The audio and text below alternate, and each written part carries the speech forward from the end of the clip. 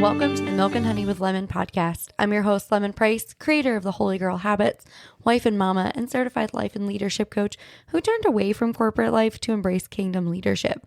This podcast is for Christian women feeling the weight of their divine callings, grappling with doubts of their leadership abilities, and searching tirelessly for biblically grounded guidance who want to step confidently into their roles as radiant kingdom leaders. Inside, we're going to traverse from those feelings of uncertainty and overwhelming searches, moving toward firm biblical leadership, empowering you to steward your gifts, and showing you that you indeed have what it takes. So, sister, grab your favorite cup of coffee or tea, and let's dive in together. Welcome back to the Milk and Honey podcast. I'm your host, Lemon Price, and I am very excited today because this whole week we're talking about leading with integrity and humility. And so last episode, we talked about how do you uphold biblical values in your leadership. And today we're going to talk about how do you create that culture of integrity and humility within your team, within your organization, whatever it is that you're leading. So leading an organization involves not only managing operations, but you're also responsible for shaping the culture.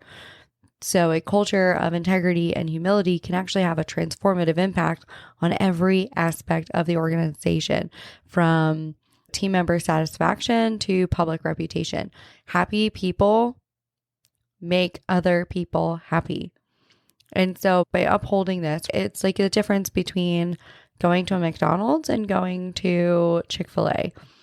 There is a different integrity level at Chick-Fil-A than there is necessarily at McDonald's. And there's a difference, right? Chick-Fil-A has a reputation of strong customer service, very strong customer service. McDonald's, not so much, right? And it's not that either one is incapable, right? It's really easy for people with bad leadership to offer bad customer service. And it's really easy for people with good leadership to offer great customer service. And so how do you as a leader create this culture of integrity and humility? First and foremost, you have got to lead by example. As leaders, our actions set the tone. So you have to embody those qualities of integrity and humility in your interactions and your decision-making processes. Show your team that you value honesty, responsibility, respect for others. If you need to know how to uphold those, go back to the last episode, go back to episode 52 and go check out how it is that you can lead with integrity and humility, right? So you've got to lead by example first. Next, uphold accountability. So you've got to encourage transparency within your team and make sure that everyone, including you, is accountable for their actions. A culture of accountability promotes integrity and creates trust amongst your team members. It's really important that people are accountable for the work that they do. It's really important that they're accountable for their learning, their piece of a project, whatever it is. People need to be accountable for their piece of it. And when they can take accountability and responsibility for that thing, it gives them ownership.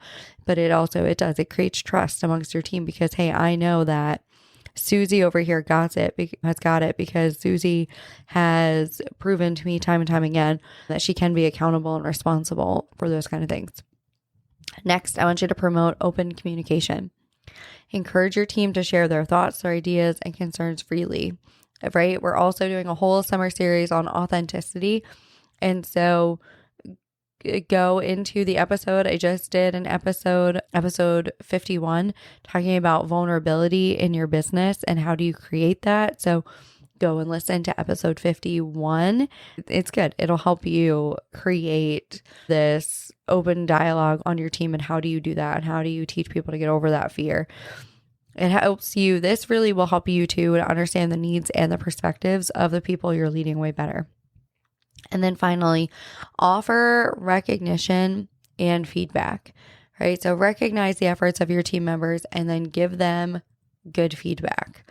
This motivates people to uphold your mission and values and helps them improve their performance. And so I want to give you some tangibles here today. So first and foremost, again, you have to lead by example. You've got to set clear ethical standards for your team that you're leading, and then make decisions that align with those standards and demonstrate them in your actions.